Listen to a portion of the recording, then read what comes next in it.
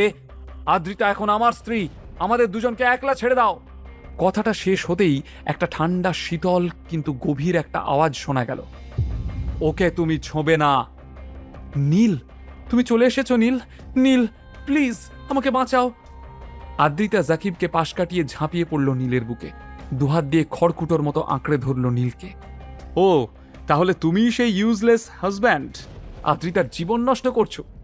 জাকিব ঘৃণার চোখে নীলের দিকে তাকালো, তারপর বলল, তাহলে সেন ফ্যামিলির সেই ইউজলেস সান ইন ল তুমি?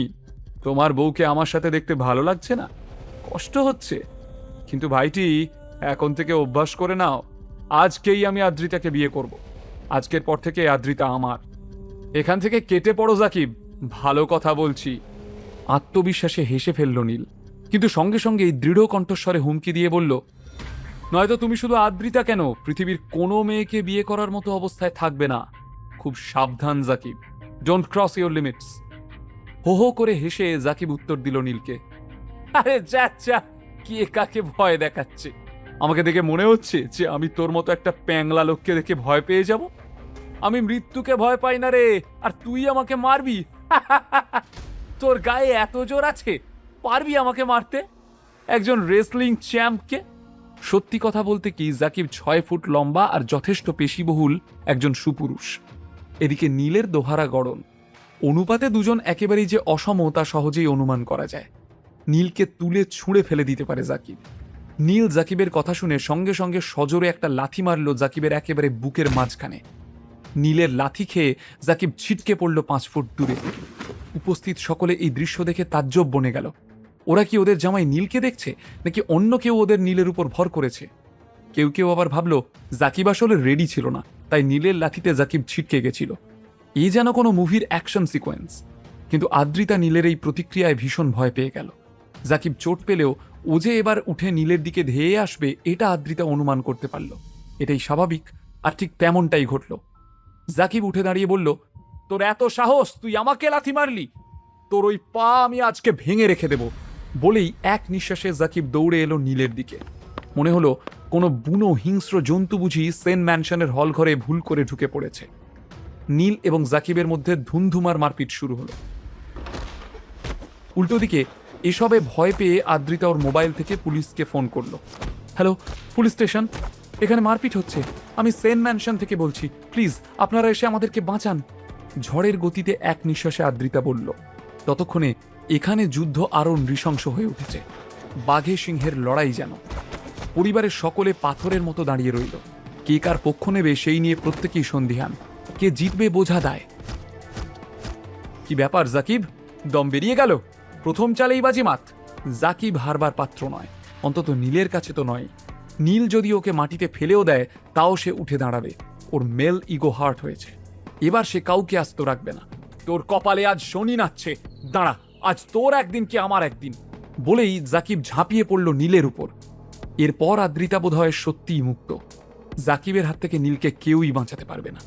পুলিশ আসার আগেই বুঝি সব শেষ হয়ে যাবে।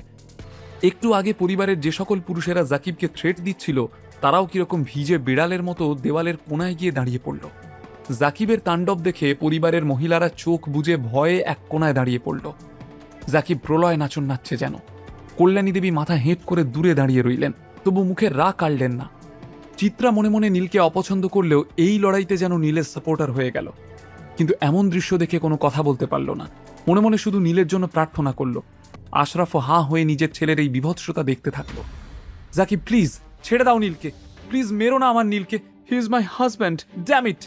আদ্রিতার মুখে এই 3 বছরে প্রথম মাই হাজব্যান্ড শব্দটা শুনল নীল। এখন জাকিবের সাথে ও লড়াইতে ব্যস্ত। তবুও আদ্রিতার মুখে এই শব্দটা শুনে ওর চোখে মুখে যেন কেউ রঙিন আবির ছুঁড়ে মারল। মারপিটের মধ্যে প্রেমের সুর ওর মনে প্রাণে ছড়িয়ে গেল। নিজের মনের ভিতরে জোর খুঁজে পেল নীল। এবার উল্টে নীল তেড়ে গেল জাকিবের দিকে। নীলের রোগা চেহারায় গতি বেশি, আর জাকিবের ভারী চেহারায় জোর বেশি। নীলের ঘুষি খেয়ে জাকিবের চোখ মুখ ক্রমশ বিকৃত হতে লাগলো। তাও জাকিবের হাত থেকে নিজেকে ছাড়াতে পারল না নীল।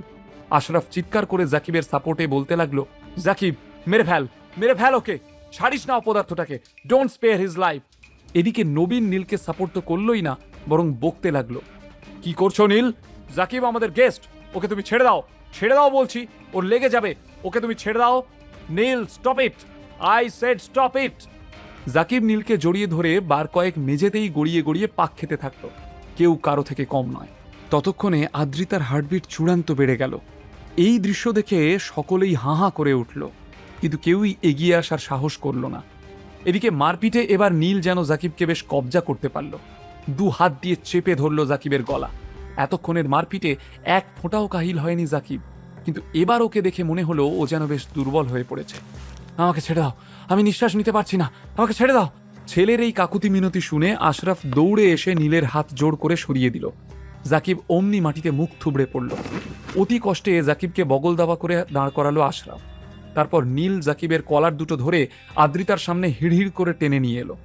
আদ্রিতা পাথর হয়ে আছে।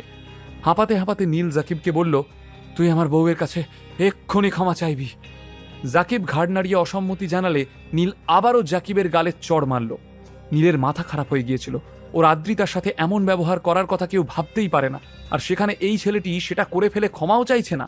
একে তো পারলে নীল মেরে ফেলে। তখন আদ্রিতা নীলকে বলল, ছেড়ে দাও নীল, প্লিজ ছেড়ে দাও, শান্ত হও। বাড়ির সকলেই এই দৃশ্য দেখে নির্বাক। যাকে ওরা এতদিন জিরো ভেবেছিল, চোখের সামনে তাকে হিরো হতে দেখে প্রত্যেকেই থ। নীল কি জাকিবকে ছেড়ে দেবে, নাকি ওকে আরো কড়া শাস্তি দেবে? জাকিব কি এই অপমান ভুলে যাবে, নাকি নীলের উপর কোনো প্রতিশোধ নেবে? আদ্রিতা এবং নীলের মধ্যে আরো কত সমস্যা আসতে চলেছে। এবার কি চিত্রা ওদের দুজনের হাত এক করে দেবে? বিনামূল্যে গল্প শুনতে নিচের ইনস্টল বাটনে ক্লিক করুন এবং পকেট এফএম ডাউনলোড করুন। লিঙ্কটি রয়েছে ডেসক্রিপশনে।